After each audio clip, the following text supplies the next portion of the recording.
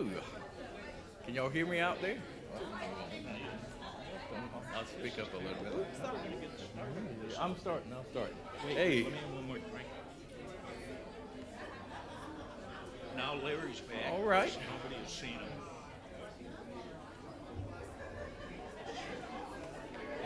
Should I be up here or should I sit down? Yeah, you can sit down and then come forward. All righty, ladies and gentlemen, are we ready to get started? I'm like this, like I should have a banjo. Like I tell my students, we start on time and end on time, right? Tell him to turn on the mic. Yeah, the mic's on. Okay. Okay, good. So, welcome. I'm glad everybody was able to come out and hear Mr. Grobosky's last lecture. So, I got just a brief. I can tell you it won't even be long. So, we must keep this brief, as Miss Ann Grobosky has set a 1-hour time limit. All right? So I think that's pointed to Mr. Mark, not myself. So, allow me to introduce Attorney Matthew Mark Grobosky, the Department Chair of the Paralegal Technology Degree Program and my supervisor for nearly 5 years. Over this time, we have formed a friendship and supported each other through both successes and challenges. I am pleased to introduce him today as he delivers his final lecture. Please welcome Attorney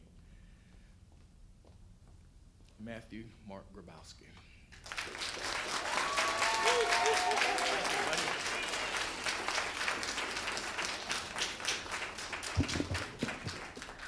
Well, thanks everybody for coming. I appreciate it. It's great. As Vaughn said, we're supposed to be out of here by 3, right? I understand the circus is booked right after this, so we got to get out. All right. Now, I'm going to start with the immortal words of one of my favorite philosophers, Yogi Berra.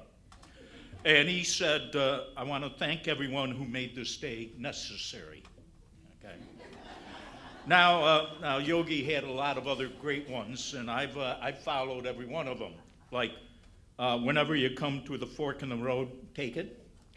I observed a lot by watching, and I never gave up because I believe that it ain't over till it's over. Okay? But enough of those for now. I'll get back to them later. First of all, I want to thank Vice President Worth and Dean Gold. I approached them with this idea of doing a last lecture, and they were very supportive. And if things go wrong, blame them. Okay? But it was great because, when I decided to retire, my wife Ann, who's right here, and other people said, well, do you want a retirement party? And I said, no, I'd rather do what I've enjoyed doing for the last 29 years, and that's been teaching both as an adjunct and full-time. I want to share some of my thoughts with you that I've learned over the years. Now, they're life experiences, and I got to say to you this as I look out there, I have been most of your age. Most of you have not been 70 years old, okay? So I'm going to ramble on probably about my life experiences. Now, why I wanted to do this last lecture, because it's not a new idea. It's been going on for centuries over in England. Places like Oxford and Cambridge, they always have a professor give the last lecture just before finals, and that ends their academic year. Some schools have even adopted it to have a last lecture series. At the college that I taught at before coming here, the University of Great Falls, we had one. I was fortunate enough to give a last lecture, and you're going to hear part of that today, okay? Now, before I start, I need to do a little housekeeping, so to speak. You as my students, they're laughing already. This is my typical approach, all right? First, I got to describe the two places I grew up. Amboy, where I lived during the school year, and Ontario Point, where I spent my summers. Now, Amboy is a small hamlet about 7 or 8 miles from the city of Syracuse. It was a blue-collar and farming area. It had a 2-room schoolhouse, which I'm a proud alumnus of, okay? A small grocery store, gas station, and a Presbyterian church, all right? It was once the home of the Syracuse Airport, all right? Charles Lindbergh, Amelia Earhart, and many other notables had landed there over the years. At one point, Amboy was a pretty important place, okay? Until World War II, when they decided they needed a larger area and longer runways to accommodate military aircraft, all right? So by the time I was born, the airport property had been sold to a large industrial company, and where much of the airport was used was converted into large lagoons where the industrial company dumped its soda ash waste. So as it was affectionately said, we grew up next to the waste beds, okay? That might be why I act some of the ways I do in that too, okay? Fortunately, they had a couple of runways left, which was connected and made a half-mile oval. And that became our playground. With a lot of open fields around it, we had go-karts, mic rods, and when we got older, we drove lot cars, as it was called, out in the fields. Everything now that would not be allowed because it was unsafe, dangerous, or illegal. But we did it. And little did I know at that time that experience racing cars and that would prepare me very well for driving here in Fayetteville. Okay. Now, Ontario Point, on the other hand, I can only describe it by reciting part of the lyrics from the musical Peter Pan. There is a place where dreams are born and time is never planned. It's not on any chart. You must find it in your heart. Never, never land. Well, that's what I grew up with. It was located on the shores of Lake Ontario, about 50 miles north of Syracuse. Both sets of my grandparents had bought cottages up there during the Depression. It's where my parents met, and it's where we fortunately were into the 4th or the 5th generation of living up there. Those guys you see up there on the screen own a place up there. My sister owns a place, and we own a place. Most of my friends that I grew up with are still there. Last summer, I was with a bunch of them. We were talking, and we're now all retiring together. And I figured the only difference is we don't have to go to the sand dunes to drink anymore. But that was it. So now the second bit of housekeeping is I promised Ann that I wouldn't curse during this presentation. This group over here, when I mentioned to them, said, well, how can you make a lecture then? You know? All right. And second, as all of my students may attest to, this speech may induce drowsiness. Don't worry, you won't be the first one that ever fell asleep during my lecture. Okay. Now, when preparing this lecture and thinking about my life and my experience, it dawned on me that my life was a lot like the movie character Forrest Gump. No, I didn't win the Medal of Honor, and no, I wasn't shot in the buttocks, okay? But I did have a box of chocolate. And like Forrest's mom advised, you never know what you're going to get when you open the box. When I was at the University of Great Falls, we were approved by the American Bar Association to teach Army paralegals. As part of that approval, I was required as the department chair to go once a year to the JAG school in Charlottesville, Virginia. And there I would meet with the colonel who was heading the paralegal training directorate and their staff. 1 year, the colonel, and at least the colonel was in charge at that time, and his first sergeant and I were at the annual AFB conference. That's the American Association for Paralegal Educators. And the colonel was supposed to make a presentation the next day. Well, we were sitting there that night discussing the presentation, maybe having some adult beverages, and about that time, his first sergeant got a phone call, and visibly upset. She stepped away and came back and said that was her husband and her father-in-law had just died. She was torn. Do I get home and be with my husband and the family, or do I stay here for the next day and help my colonel with the presentation? She kind of looked at him, and he looked back at her, and there wasn't any doubt. He says, "What do we always do?" She says, "Flex and adapt." He says, "That's right. You go pack your bags now. I'll make your travel arrangements." And that was the end of it. That phrase, flex and adapt, resonated with me, not only because it was sound advice about how to approach problems in the future, but also because it summarized how I've approached difficulties and setbacks throughout my life. The first time I opened my box of chocolate was August 12, 1952, my birth date. I was a little too young to remember, but as I was told, I was a difficult birth.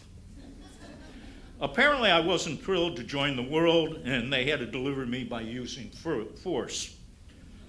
It resulted in both my lungs collapsing and my head being flattened somewhat on one side. Well, as you can see, I survived, but as I'm told, I was pretty beat up. In fact, my father, upon seeing me for the first time, thought I was missing an ear and immediately passed out. Okay? But eventually, I got home. Everybody was happy that I survived and was thriving, and they never noticed that there were problems with my left arm. It was a while after my birth they noticed it had no use, and my left arm just kind of hung there limply by my side. Well, they took me to a young orthopedic surgeon, we'll call him Dr. M for now, and they knew Dr. M. Surprisingly, Dr. M had a housewarming at the cottage he had at Ontario Point the same day I was born. All right, and upon examination, Dr. M found that my shoulder had been crushed, that the elbow was broken, and the wrist was broken on the left side. Dr. M thought the damage was so extensive that he couldn't repair it, but he had this wild idea that he thought of how he could at least restore some mobility to the arm.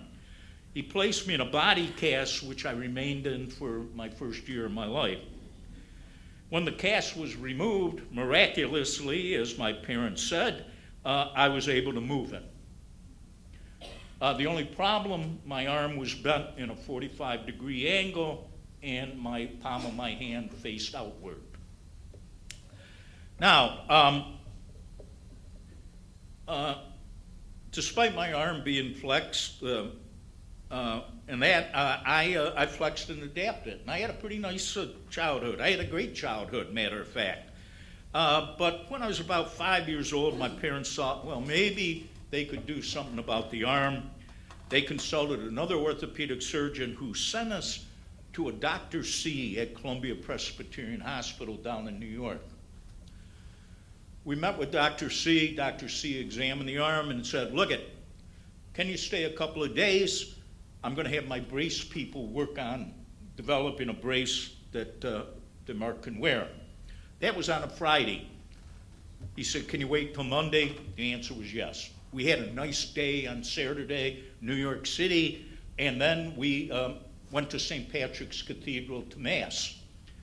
You know, most people go to St. Patrick's and they pray, or they light a candle, or they give money. I didn't leave money. I left my breakfast, and immediately my parents took me home, canceled the appointment with Dr. C and that.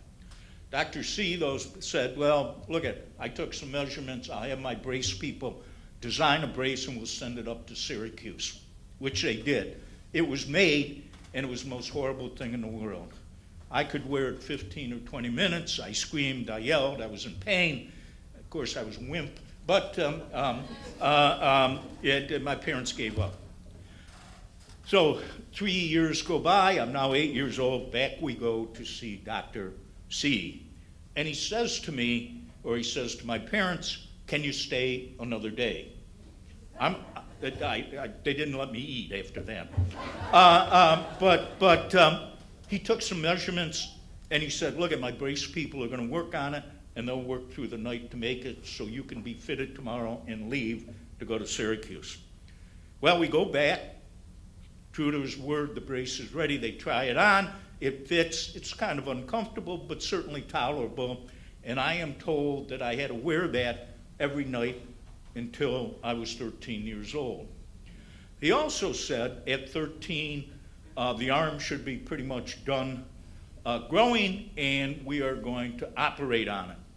And basically what we're going to do is take the radius and ulnar and turn it 180 degrees. That way the arm will be a little bit more usable. Of course, the brace was going to straighten it also.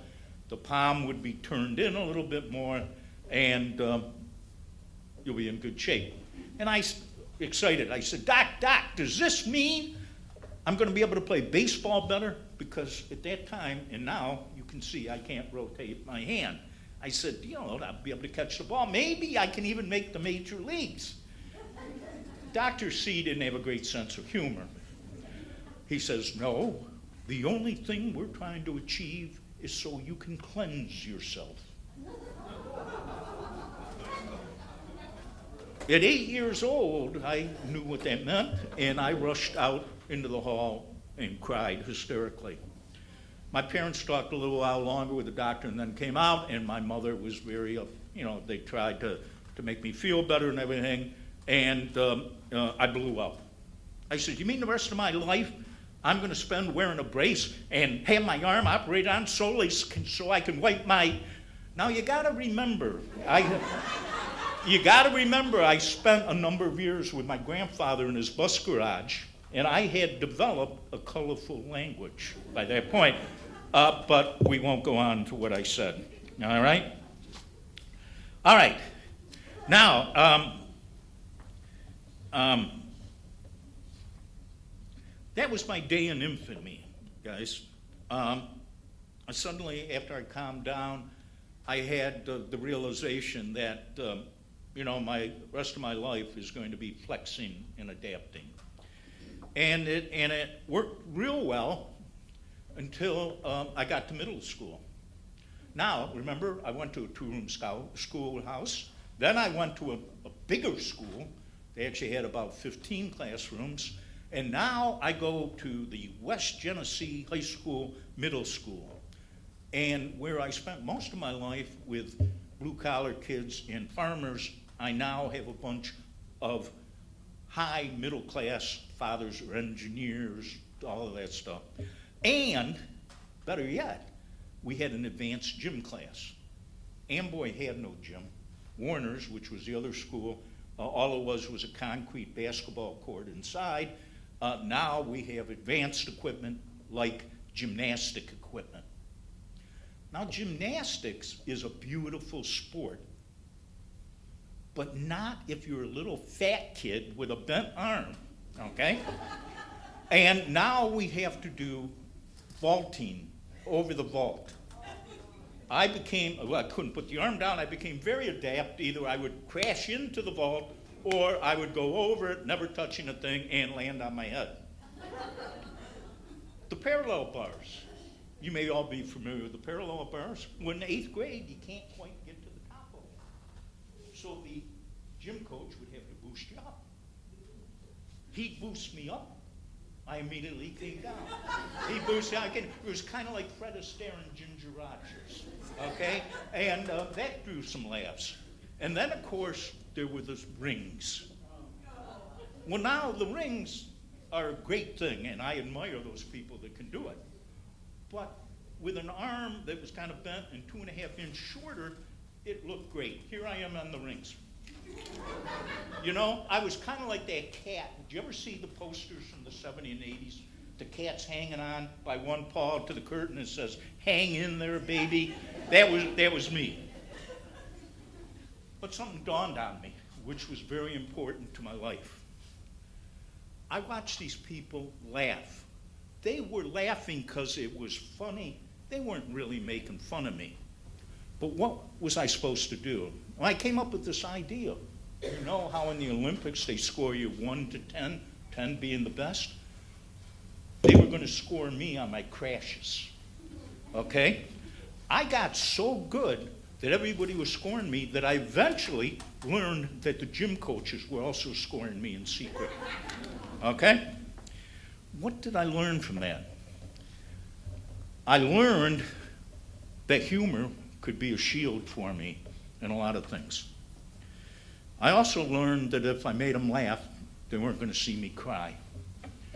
I was kind of like, and this to the older crowds, you guys won't remember, Mary Tyler Moore's show and Shuffles the Clown.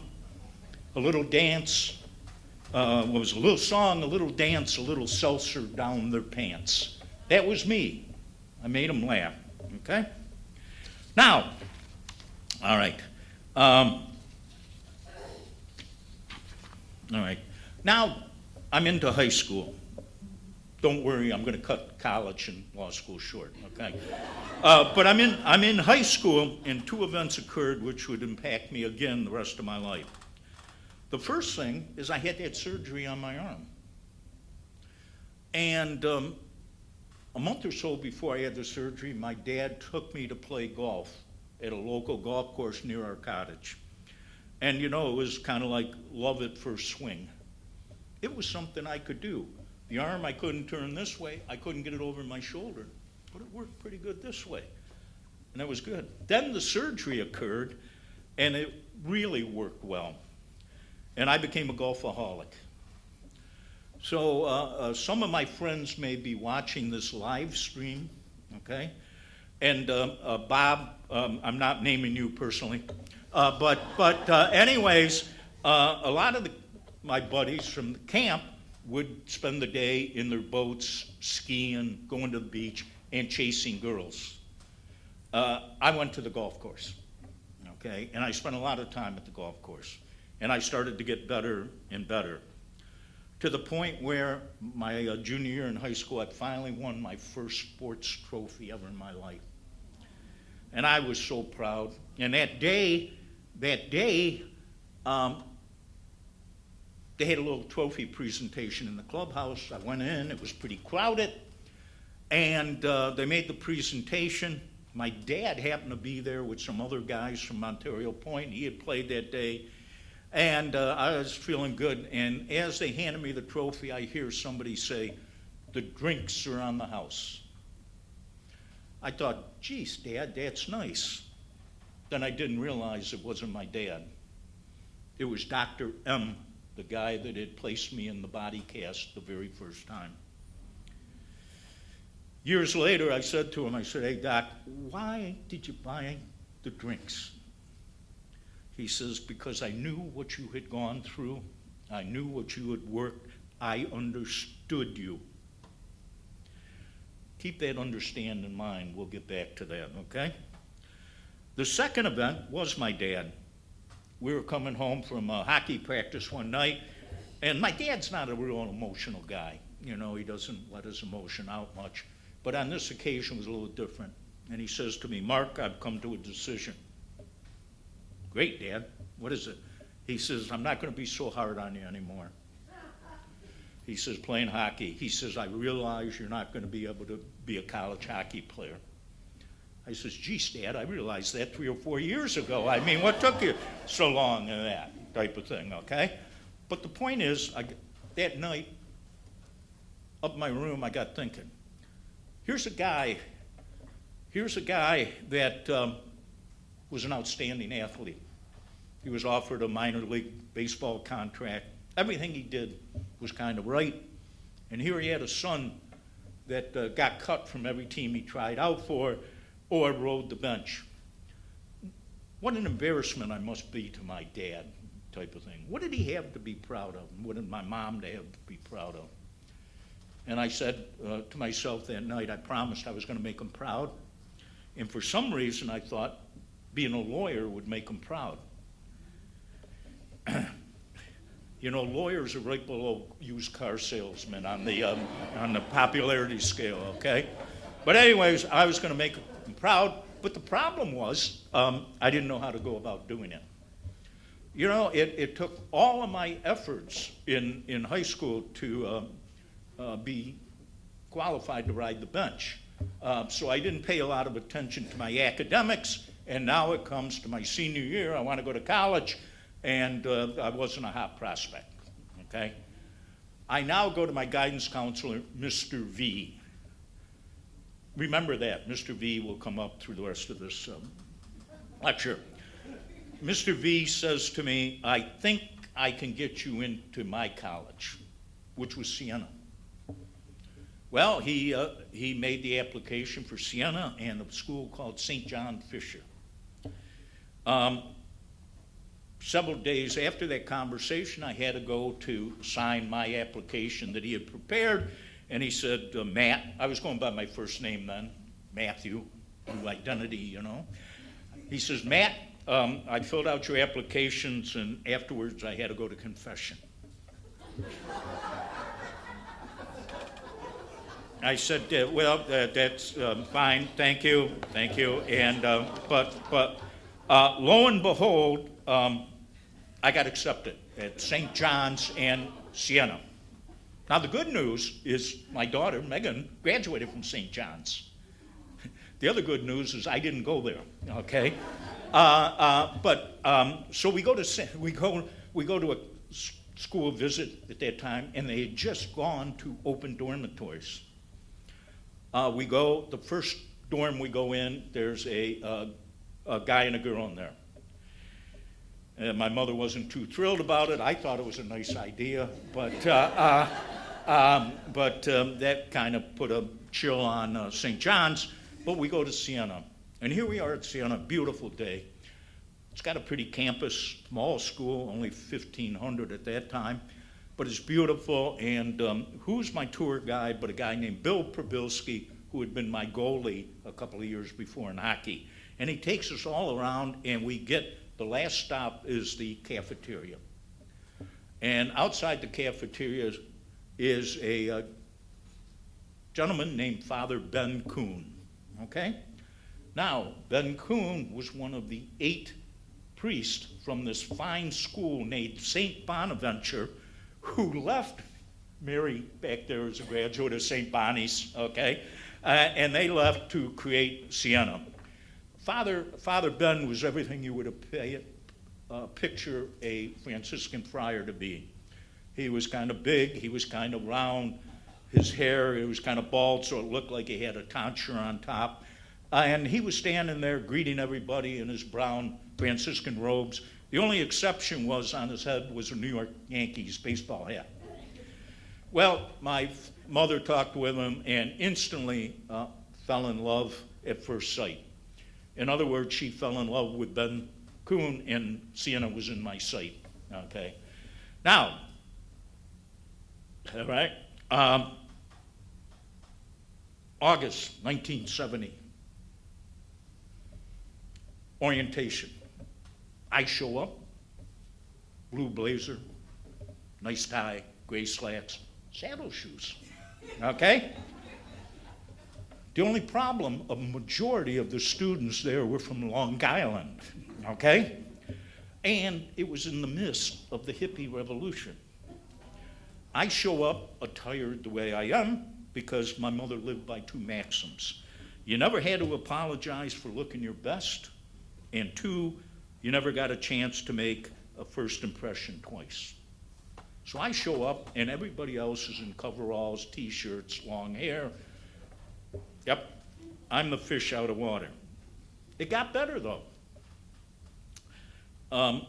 The professor running the orientation hands out schedules. I look at my schedule, it says sociology major. I go to the professor, I said, sir, I think I'm supposed to be a paralegal or a poli-sci major. He says, well, do you think the registrar would have come up with making you a sociology major if you hadn't said that? That question kind of stumped me, so I was a sociology major for the rest of my career. Okay,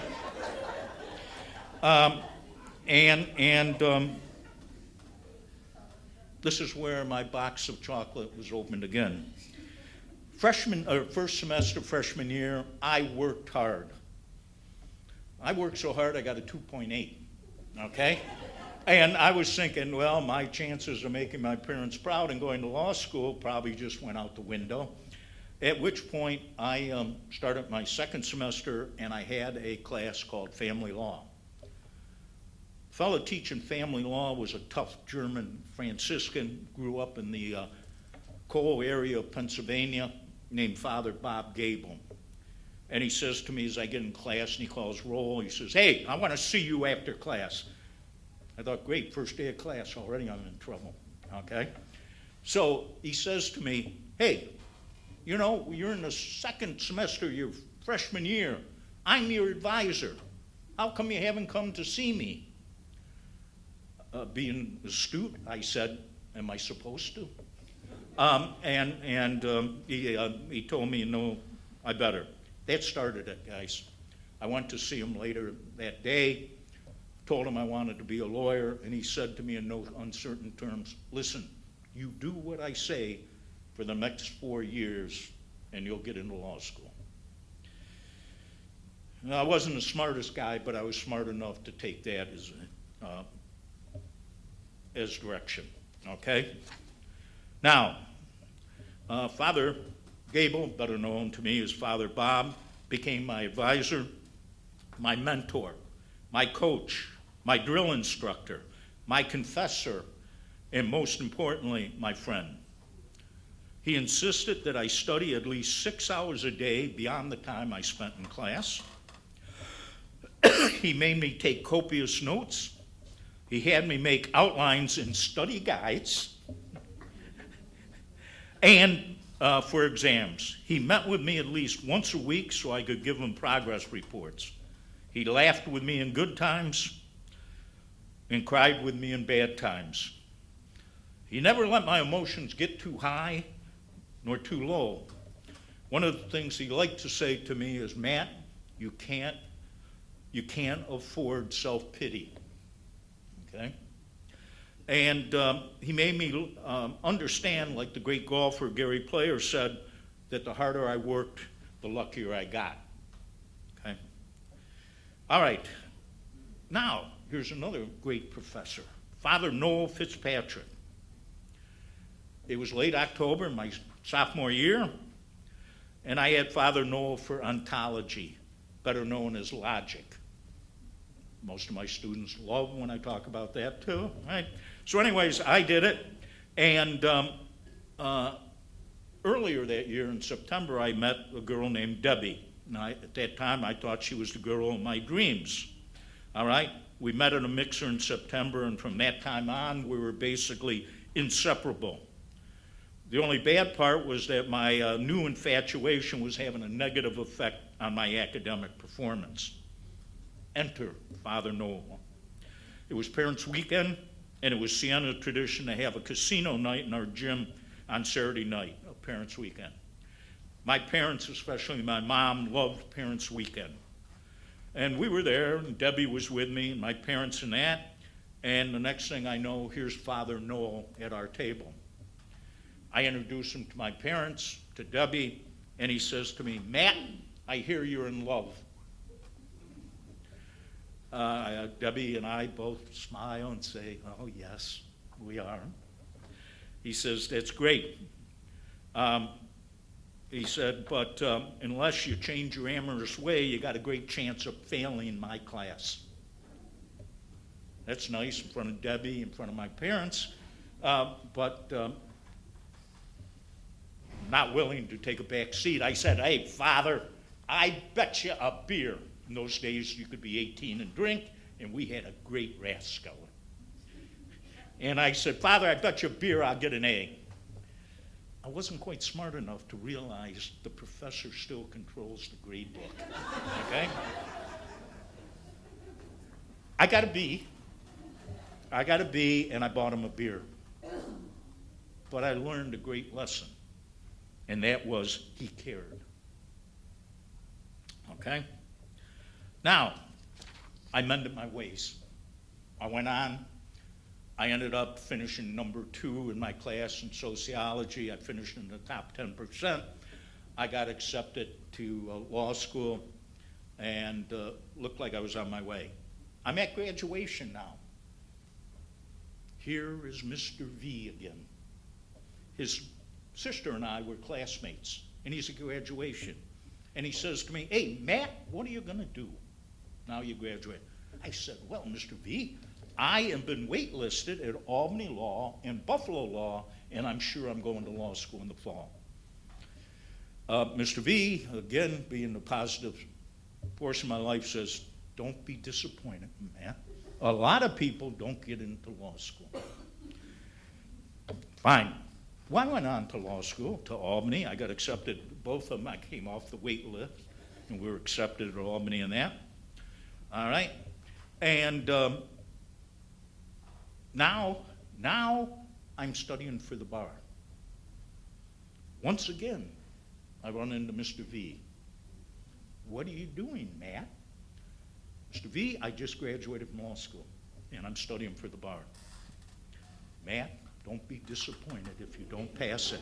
A lot of people don't pass it the first time. Fine. Well, I passed the bar exam the first time. I got married, had 3 wonderful children. There they are up there. 6 wonderful grandchildren. And let me give you the quick introduction. We're going from your right to left. That's Sean. Right next to him is his wife, Sarah. Right in front of them is Sophia, their daughter. Now going down, that is Steve, my very wonderful and brave son-in-law who was in Special Forces. The one that my son claims the bravest thing he ever did was marry his sister, and she's the one just to the right of him, okay? My daughter, Megan. They're holding Hudson, the youngest of my grandchildren. Going further down, the guy with the beard looks a little bit like, well, he's a good guy. He's got a hockey jersey on, okay? That's Ryan. In front of him is my daughter-in-law, Kirsten, and then the 2 kids are Rowan and Phoebe. Okay, they're 2 children. Oh, I didn't identify the 2 in front of my daughter. That is Preston and Ansley. Ansley's my oldest. She's going to be 13 this year. And guys, that's part of the reason why I'm calling it quits here and heading home. They've all sacrificed for me. All the grandchildren were born after I started this teaching odyssey. I never get to see them more than 2 or 3 days a year. And my children, I'm terribly proud of them. They have raised 6 great kids. They're polite, they're smart, they're respectful, and I figure I got to get back there and screw them up somehow, okay? So, all right. Now, all right. Here's what happens. I go on, all right? I started out, I got hired by a little law firm, all right? I kept moving to bigger law firms until I was making more money than I ever imagined. The final big law firm I was with had its own plane and its own pilot. On many days, I would fly off at 6 a.m. and not return to 11 p.m., but at least I was home each night. I became the youngest president in the history of the Onondaga County Bar Association, its 113-year history. I was chosen one of the Junior Chamber of Commerce Persons of the Year. I won other awards and got my name in the newspaper several times. Okay? Enter Mr. V again. I'm at a youth summer league lacrosse game watching my sons, when I spot Mr. V waving at me across the field to join him. He tells me that his son is playing. Mr. V married a little later in life and had children later. And as I noticed his son, I was particularly pleased. It looked like my sons were kicking the bank out of him, okay? But anyways, Mr. V said to me, look it, I've been following your successes in the paper, and I wanted to congratulate you. He finished by saying, Matt, I always knew you were going to be a success.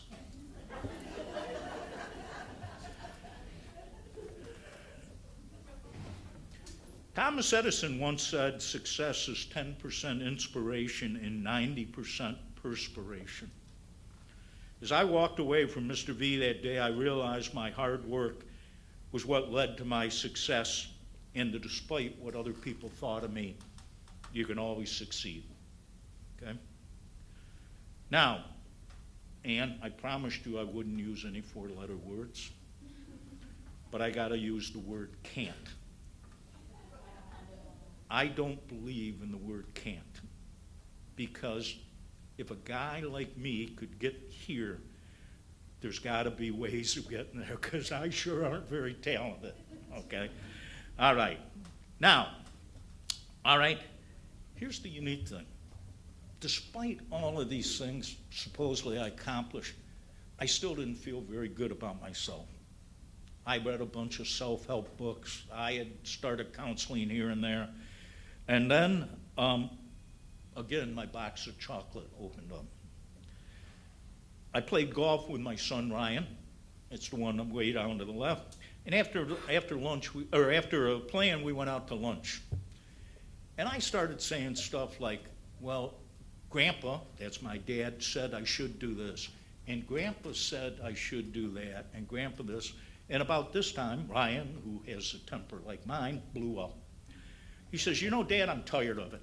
I'm tired of the fact that you've succeeded, and all I ever hear is, I'm not like Grandpa.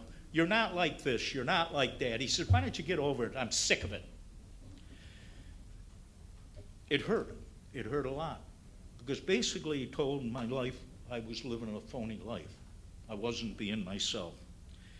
And at that point, kind of like the veil was lifted off my eyes, and I finally saw myself. Sally Field once said that you got to start judging yourself through your own eyes. Well, I started that day, okay, and I stopped trying to please everybody. There's a famous saying by somebody, I can't remember who it is, who said, I don't know the key to success, but the key to failure is trying to please everybody. Well, I felt pretty good about myself. And another thing was about to happen. It was my beloved wife. And my beloved wife said to me, you know, Mark, you come home after teaching at Syracuse, where I was an adjunct in the paralegal department. You're always happy. You're always happy to go. You're always happy to come back.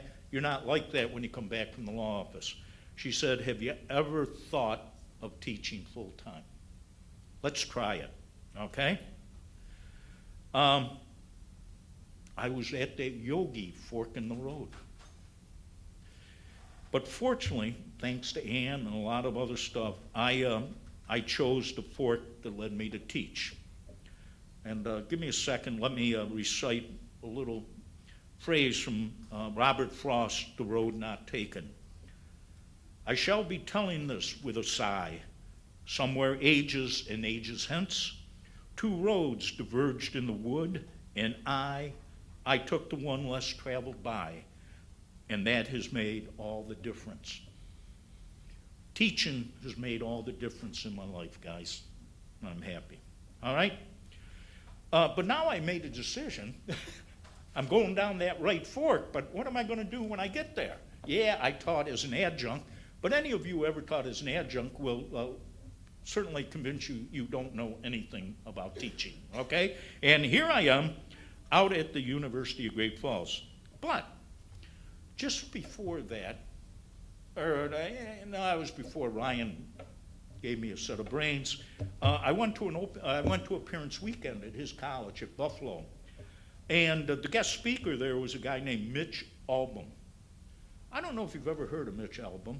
He's a syndicated columnist. He's written a bunch of books, but one of the ones he wrote, one of the first ones he wrote, is this book, Tuesday with Morrie. Now, if you haven't read Tuesday with Morrie, let me tell you, Dr. Jane Greer said that it's a poignant and powerfully moving. Tuesdays with Morrie captures the essence and spirit of a great teacher and his unwavering belief that the most important lesson in life is connecting with another through compassion and love. I don't remember an awful lot about Mr. Albom's speech, but there was one thing that I do remember. And he said, in life, be somebody's Morrie. And I thought about that. I thought about, could I be somebody's Morrie? All right? And, but I still had some stuff to figure out. All right? Now, what did I do? Here's Yogi again. I observed a lot by watching. And part of what I watched is guys like Father Noel Patrick that I told you about, Noel Fitzpatrick, and Father Bob. Okay? Now, Father Noel died when he was in his late 40s, unfortunately. I was in my first year of law school in Albany, right near Siena. I got to go to the funeral. And at that funeral, they read one of his favorite things. It was an old monk's poem, and he read it often. I had heard it before. He mentioned it in class of that. But let me read it to you again. It's called The Touch of the Master's Hand. 'Twas battered and scarred, and the auctioneer thought it scarcely worth his while to waste his time on the old violin, but he held it up with a smile. What am I bidding, good people? He cried. Who'll start the bidding for me? $1, $1 now, 2, only 2, $2 once, $2 twice. Who will make it 3? $3 once, $3 twice, and going for 3. But no, from the room far back, a gray-haired man came forward and picked up the bow. Then wiping the dust from the old violin and tightening up the strings, he played a melody pure and sweet as the angel sings. The music ceased, and the auctioneer, with a voice that was quiet and low, said, what am I bid for the old violin? And he held it up with a bow. 1,000 once, 2,000 twice. Who'll make it 3? 3,000 once, 3,000 twice, and going and gone, said he. The people cheered, but some of them cried, we don't quite understand. What changed its worth? Swift came the reply, the touch of the master's hand. And many a man, with life out of tune, and battered and torn with sin, is auctioned cheap to a thoughtless crowd, much like the old violin. A mass of porridge, a glass of wine, a game, and he travels on. He is going once, he is going twice, he is going and almost gone. But the master comes, and the foolish crowd can never understand the worth of a soul and the change that's wrought by the touch of a master's hand. You know, I thought about that, and I've read it. Maybe some of you have even heard me read it in class, all right? And when I started here at FTCC, I was required to go to an orientation, okay? And part of the orientation involved a meeting with former President Dr. Keene and some other members of the new faculty. And I can remember Dr. Keene talking about the fact that a lot of our students here aren't going to be those bright-eyed high school graduates. They're going to be people that are older, that have been beat up in life, some of them, and have had tough times and wanted to start a new life.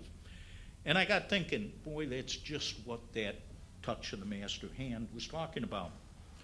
So, okay, I was going to, not that I thought I was the master's hand, but I was going to take that into consideration.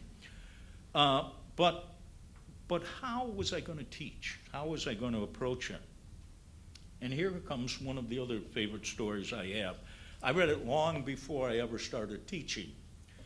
And it's called The Boy and the Puppy. Okay? A farmer had some puppies he needed to sell and painted a sign advertising the 4 pups and set about nailing it to the post on the edge of his yard. As he was driving the last nail into the post, he felt a tug on his overalls. He looked down into the eyes of a little boy. "Mister," he said, "I want to buy one of your puppies." "Well," said the farmer, as he rubbed the sweat off the back of his neck, "these puppies come from pretty good parents, and they cost a good deal of money." The boy dropped his head for a moment, and then reaching deep into his pocket, he pulled out a handful of change and held it up to the farmer. "I got 39 cents. Is that enough to take a look?" "Sure," said the farmer, and with that he let out a whistle. "Hello, Dolly, come here." Out from the doghouse and down the ramp ran Dolly, followed by 4 little balls of fur. The little boy pressed his face to the chain-link fence. His eyes danced with delight. As the dogs made their way to the fence, the little boy noticed something else stirring inside the doghouse. Slowly, another little ball appeared, this one noticeably smaller. Down the ramp it slid. Then, in a somewhat awkward manner, the little pup began hobbling toward the others, doing the best to catch up. "I want that one," said the little boy, pointing to the runt. The farmer knelt down next to him and said, "Son, you don't want that little dog, okay?" He says he's never going to be able to run and jump and play with you like the other pups. Well, at this point, the little boy stepped back, reached down, and began rolling up one leg of his trousers. In doing so, he revealed a steel brace running down both sides of his leg, attaching itself in a specially made shoe. Looking back up the farmer, he said, "You see, sir, I don't run too well myself, and he will need someone who understands." With tears in his eye, the farmer reached down, picked up the little pup. Holding it carefully, he handed it to the little boy.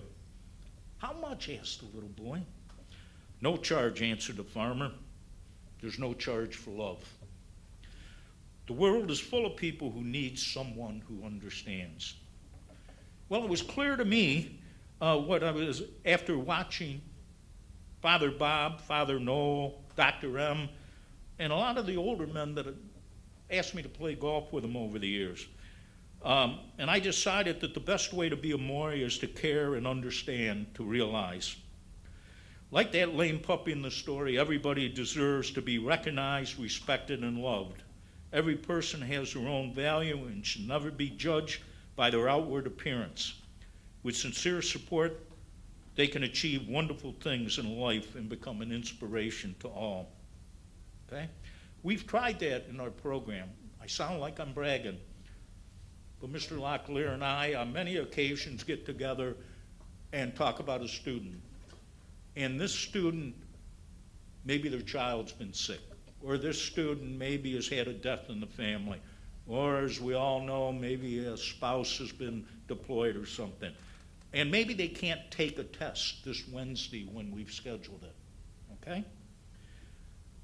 Does it hurt us if they take a test next week or the week after? Are they any dumber because they didn't take the test today? And we've done pretty well with that idea of flexing and adapting. And I'm pretty proud, I'm real proud of Mr. Locklear for doing that, okay? Now, what's my time look like, guys? Have I exhausted it yet?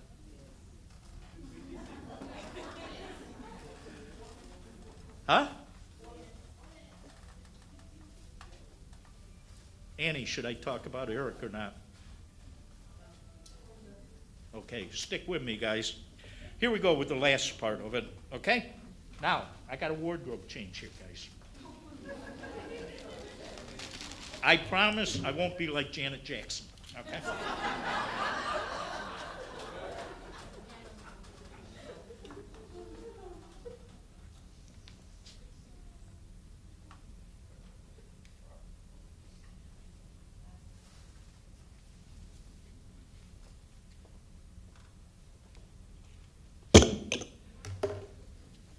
I gave my speech at University of Great Falls, and it was called The Things My Brother Taught Me. In a minute, you'll hear about Eric. He was Down syndrome. But he was a Special Olympian, and he was a great guy. I'll tell you a little bit about him.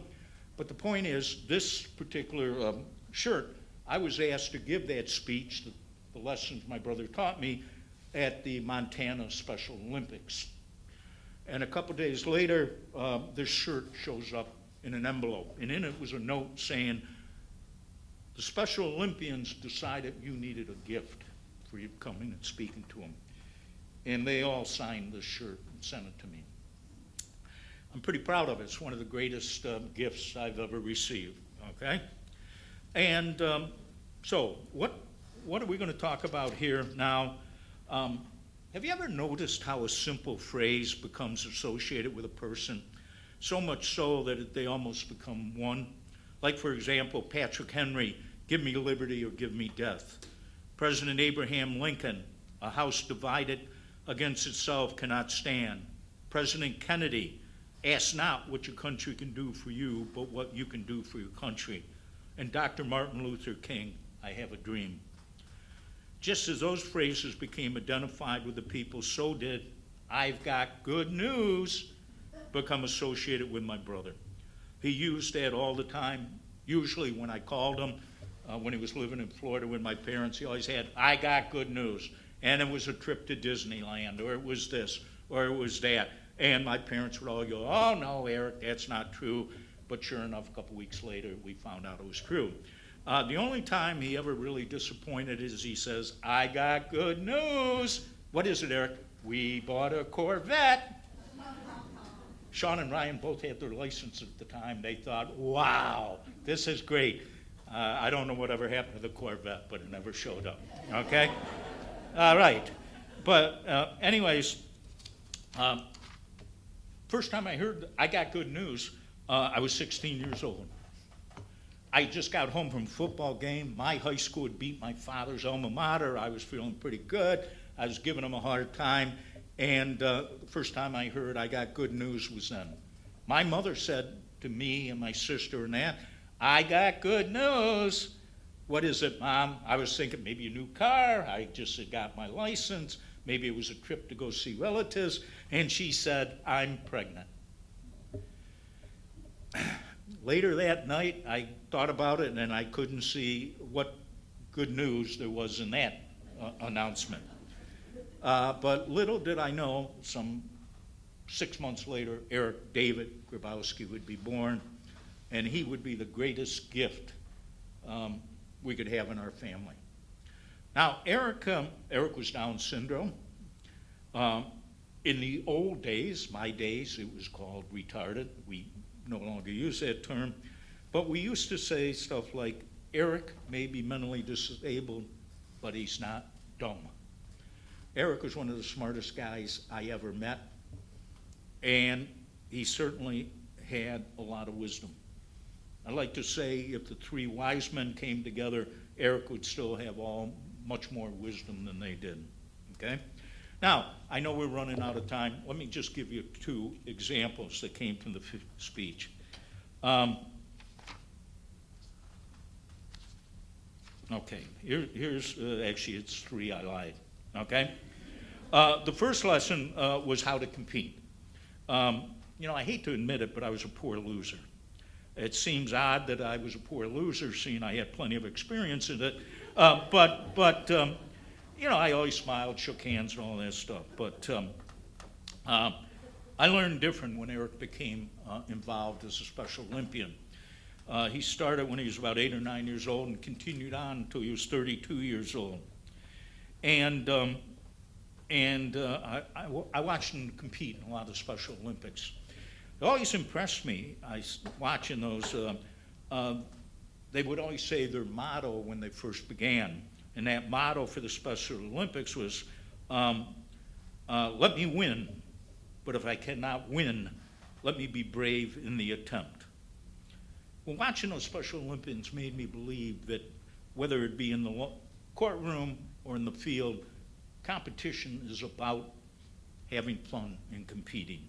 And I got a little better at it. I didn't take it so hard, thanks to my brother. What was interesting about my brother is, I fashioned myself, I told you, a great bench warmer that I was, okay?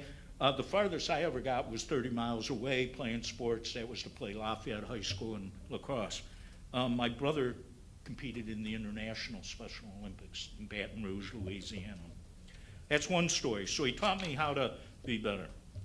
Another lesson, this is one, is you ever hear the song, sing like no one's listening, love like you've never been hurt, dance like nobody's watching, and live like it's heaven on earth? Well, that was Eric. He embodied that. Now I know he doesn't know who said that or anything like that, but that was the life that he was like. And Eric, when it moved him, stood up and started singing, or got up and started dancing. Now there was my parents would go out to supper clubs once a week in Florida with my dad's cousin. And there was always this guy there playing where they went called Bobby Kelly. Well, Bobby Kelly, one of his feature songs was New York, New York. Well, Eric, hearing New York, New York, thought that he should join in. And he would usually stand up. Well, Bobby Kelly eventually got smart and made him part of the show. And so every time New York, New York, Eric would sing it. Well, my dad's cousin died, his wife remarried, my parents no longer could drive, so that was a supper club. That went out the window. Until a couple of days, a week or so after my brother died, they get a phone call. And it's from Agnes, my dad's cousin, ex-wife. She says, I want you to know this. She says, the other day, Joe, Sam, whatever her new husband was, and I went out to dinner with some other people, and we go in, and Bobby Kelly's there. And we haven't seen Bobby Kelly in 5 or 6 years. So at the break, I walk up to Bobby, and I say, hey, Bobby, you may not remember me. We used to come with the Down syndrome boy, Eric. And at that point, he says, just wait a minute, ma'am. And he walked over to his piano, picked up a picture, and came back, and it was a picture of Eric and him singing New York, New York.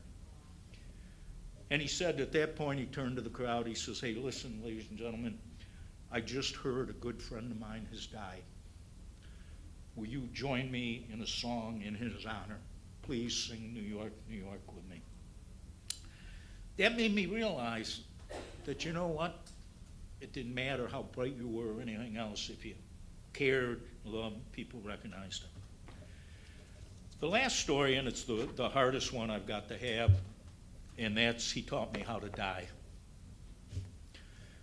Ann and I were coming back for we had just finished teaching. We started a little late that day. We were probably in the border of Montana and North Dakota, and I noticed my phone was all lit up. And I picked it up and I called. It was my mom. I said, what's up? She says, your brother's dying. I said, how long? She says, we're not sure he's going to make it through the night, maybe tomorrow. Well, if you know anything about the West, I wasn't anywhere near an airport, and we decided to keep going on. And I said, but let me talk to Eric, will you? So I get Eric on the phone, and this kid never complained about anything. I said, Eric, what are you doing? He says, I'm in the hospital. I said, what in the heck are you doing in the hospital? I said, kidding. Is the food better there? Mom not taking care of you or something like that? Never said he was dying or anything. I said, hey, look it, Eric, we'll be home in a couple of days. You know our routine. Your birthday is already gone. We go shopping together. We're going to get your birthday present. You better get out of that place so we can get your birthday present. Okay, brother. It was never brother, by the way. It was brother, B-R-U-D-D-E-R. Okay, brother. By the way, he always called me his little brother. Okay? People would always be amazed when I showed up, about a foot taller, 16 years older, but I was his little brother, okay? Well, unfortunately, what was Nanny? The next day we got the call and he had passed. But it was that dignity in which he didn't complain, he didn't do anything like that. All right, guys, let me finish up. First of all, let me say some thanks, okay? I want to say, I don't think any of them are here, but I want to say thanks to our housekeeping staff, and in particular, Miss Tammy and Mr. Derek. These people have been incredible all my years here. And without people like that, students don't want to come to our building. And if students don't come to our building, we don't have anybody to teach. And if we don't have anybody to teach, we're on the breadline. So they're very important, and they've always gone out of their way to help me. Whenever we've had a flood, which, by the way, Dean, happens in our suite once in a while. But anything like that, they're always there fixing that, okay? So those are the first people I want to say thanks to. The next one, I couldn't have done it without Janan back there at the controls, Janan, and Joe and Justin, who've helped put this together, Amanda Calors, who booked this for us, just great people we have here. Okay, I want to say thanks to the administration. A little more than 9 years ago, I came here.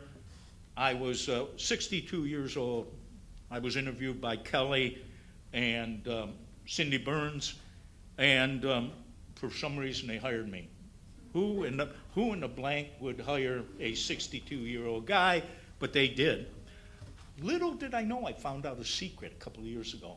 Over here, Sarah says, we were really impressed. You came all the way here for a personal interview from Montana. I says, Montana? The hell? I was in Syracuse when I came. Little did I know, had they known I only came from Syracuse, I may not have got the job. Okay? Okay. All right. So thanks, and I thank the upper administration. All right? I want to thank my colleagues, and a lot of you are here. It's been fun being your teammates in that. Okay?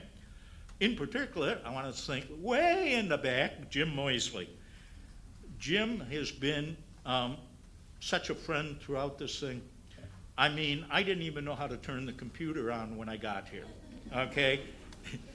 A lot of you might think I haven't learned that yet either, but he was great, and I want to thank you, Jim. You've been a pal, all right? If you're listening, and you should be, my sister Althea and my brother-in-law Peter, I wouldn't be on this journey but for them. A few years ago, my parents really needed constant care, and she brought them from Florida to her home in Massachusetts, got her a home next door, and cared for them. If she hadn't done that, I wouldn't have been here. So thanks, Allie, and thanks, Pete, for everything you've done. I want to thank my children and grandchildren. As I've told you, they put up with a lot having me away. And now, I want to thank Vaughn, okay? Vaughn has been a great pal, great colleague, great teacher. Now, I have worn this sweater on many occasions, and each time, Vaughn nicely says, "That's a great looking sweater. I like it." Okay? Using the biblical term, I think he's even coveted it. Okay? Vaughn, you're not getting it. I decided I liked it too much. So I went on a search to get you one like that. This time of year, it's tough to get a sweater. Okay? But I flexed and adapted, and here's the best I can do, Vaughn. So please accept this. Get up here, will you? Don't you know your lines? Thank you. And when you wear that, I don't know.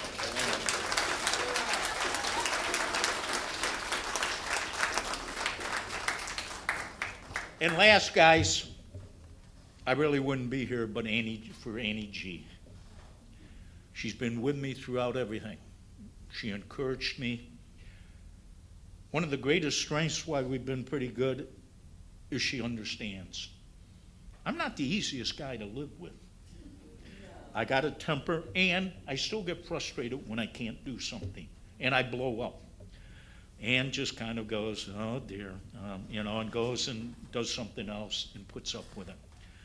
Like Cokie Roberts would said, everybody needs somebody to say, poor baby.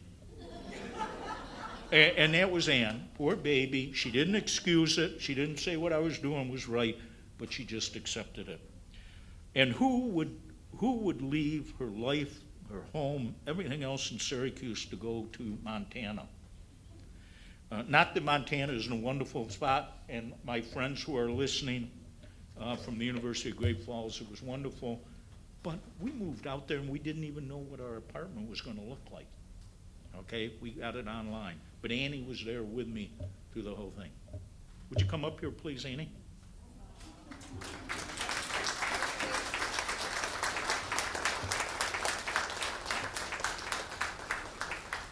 Here's just a little token of my appreciation for everything you've done.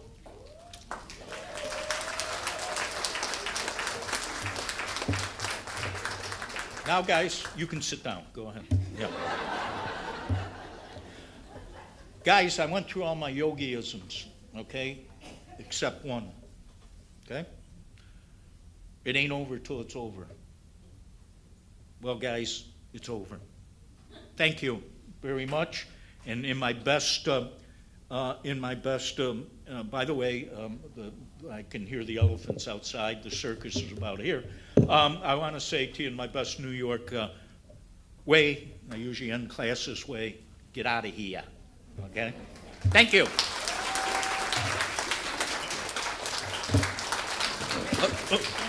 gotta have my sword.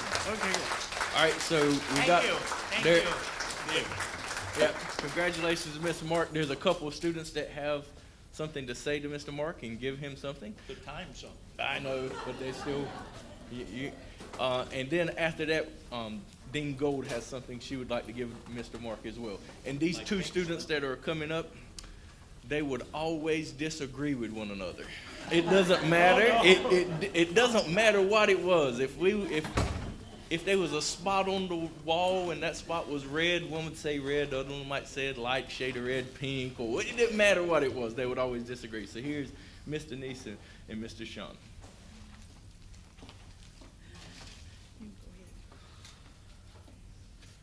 Well, I don't know how I follow up that speech Mr. G gave. That was pretty good. But you had a lot of great stories, a lot of stories we haven't heard, which is why I wondered, like, you only told the 5 same stories for 2 years. Those were some good ones we didn't get to hear until now. But, yeah, like Mr. Locklear said, I'm Sean, this is Denise. We were in class a year and a half ago, I think. We're a bit like Walter Matthau and, what was his name? Jack Lemmon in The Odd Couple. She's more Walter Matthau.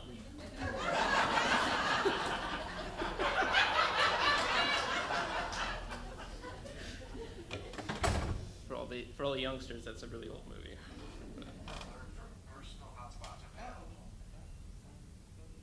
Okay. I didn't really prepare a speech. I'm just kind of coming up here and winging it. I'm trying to butter up the crowds because Denise has that really nice speech prepared. So I don't want to step on her toes. But you were saying earlier about a phrase that becomes synonymous with someone like Abraham Lincoln, JFK, and stuff. You actually have your own phrase too. Sue everyone in sight. That was the first thing we learned in Mr. G's class. Once you decide you have a lawsuit, sue everyone in sight, from the business owner to the board of directors down to the custodian. Everyone's involved until you eliminate them. So, thank you for that legal advice. In all honesty, it was really fun. We learned a lot from Mr. G. Everyone enjoyed his instruction. And I know the school is going to miss him, although Mr. Locklear, when you retire, I'm coming back. You're getting the same treatment. So, anyway, here's Denise. Maybe I'll come up here so I can hear you. Yeah, you can stand right there. Yes, ma'am. Because I already got this one over here, this guy right here. So, I had to come back. I live all the way in Wake County, so I've been with Mr. G since 2019, and when Lex classes, you had to be in person. So I used to drive from Wake County every day. Mr. G made that a little bit easier. But here we go. Mr. Grobosky, fondly known as Mr. G, because he knows no one can say Grobosky without messing it up. Mr. G, the man, the attorney, the professor, the legend. I'll start with the man. Mr. G, the man, what can I say? What a guy. From the stories of his 2 to 3 wives, with Mrs. Ann being his forever love, to his brother Eric and his dad, whom he lost in 2020. Every day, Mr. G gave a peek into his personal life. He exemplifies the values of family, integrity, and humility. As a man, Mr. G has no problem saying, I stand corrected, in an event he has made a mistake or is incorrect. And without hesitation, he offers an apology and acknowledges his mistake. Such actions laid a foundation for great respect, and that in a nutshell is Mr. G, the man. Mr. G, the attorney. He is an attorney through and through, with a profound profession for the law, but only in the states of Montana and New York. Because he has never practiced a day in North Carolina. Mr. G has always recognized he would not have been such an amazing attorney without his paralegal, Kathy, who he would tell us she was a saint. However, he admitted that attorneys are the worst business people because they always give free legal advice, especially to family and friends. He was such a great attorney, his son followed in his footsteps. Nonetheless, he retired from practicing law and suing everybody in sight. Upon retiring from his practicing attorney in 2008, his passion for the law never wavered, so after a few nudges and pep talks from his wife, he continued to share his wealth of knowledge in the capacity as a professor. This leads me to Mr. G, the professor. Mr. G, the professor. This is the man we have all come to know and love and celebrate today. Mr. G came to us from the University of Great Falls, and he has been the backbone, the department chair of the FTCC Paralegal Technology Program for the past 8 years, while also being the judge and jury of his classroom. In the classroom, Mr. G, your study guides will forever be remembered because they were literally the map to passing your classes. If you did your study guide, you will pass. Simple math for us paralegals. No matter how many stories, Mr. G, you would tell, they could be verified in the book or by a simple Google search. Just like the famous Stella with the burning hot coffee from McDonald's lawsuit and settlement. That was one of those 5 stories. Yes. And then there is Mr. G's infamous quote, "Sue everybody in sight." That will forever ring in our ears and remind us of his crazy sense of humor. Sometimes people miss the point of your story, but Mr. G, your stories were always relatable to the course content, and your intentions were always good. As a student, we went through COVID with you. Mr. G, it was a learning experience for all of us. We had many trials and tribulations with technology. It was tough, but we had plenty of bloopers along the way. One of those bloopers I will never forget, I can't remember which class it was, but we had to watch a movie, and Mr. G did not change the movie over to share his screen with the people at home. So the people at home literally watched Mr. G watch the movie. We never told him.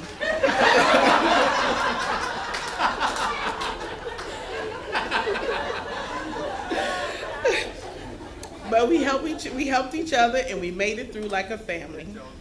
As the professor, Mr. G, you have always instilled in us that paralegals are a pillar in a law firm and the foundation for the attorneys. Paralegals do everything. Throughout our academic journey, those words always provide a certain degree of confidence and encouragement. Such words bring me to Mr. G, the legend. Mr. G, the legend, the living legend. Mr. G, the legend who leaves behind a great legacy. No matter if someone's path is to be a paralegal or a future attorney, you, Mr. G, have inspired and ignited a passion for many in law. Mr. G, you have been supportive intentionally and unintentionally. If you derive from your path, Mr. G will make a way for you to continue to pursue your education and ensure academic work-life balance. Mr. G, you have become a household name to many, a mentor to some, and family to all. There have been times you pushed us out of our comfort zone, but you knew that it would lead to greatness. Mr. G, you have given us lifelong tools and resources, creating a debt that can never be repaid. And for that, we are forever grateful. But we know you don't seek to be repaid. You only want to see us be successful.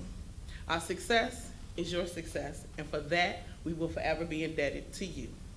I'm sure that me, the people in this room, and some beyond this room have the same exact sentiment, that they consider themselves to be blessed, not lucky, to have experienced Mr. G, the man, the attorney, the professor, the legend. Thank you, Mr. G, for the experience. I want to thank your wife, Mrs. Ann, for sharing him with us. We considered ourselves favored. Mr. G, we love you, and we'll miss you, but we will always know that you are there.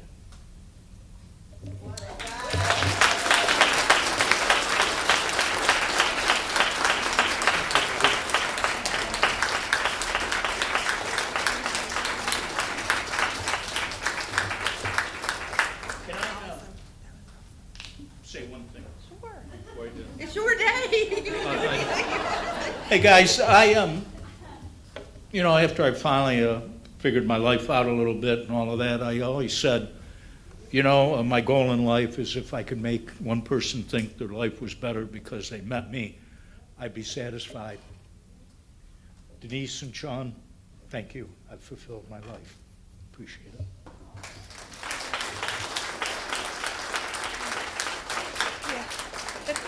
I'm going to be very short. Mark, I have enjoyed every laugh, every tear, every argument. And you leave here today a success in knowing that you filled your purpose. And we appreciate you. And I love you. You too.